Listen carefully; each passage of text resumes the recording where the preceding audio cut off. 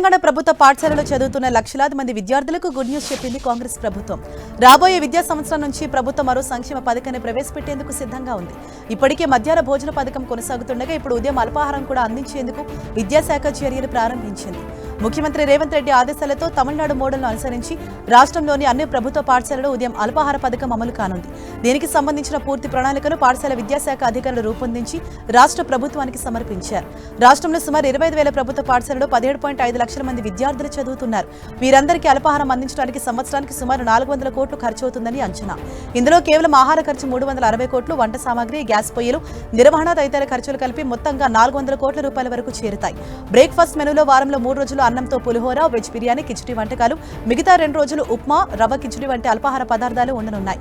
ఒక్కో విద్యార్థికి రోజుకు సగటున 10 రూపాయలు ఖర్చు పెడుతుందని అధికారులు లెక్కించారు.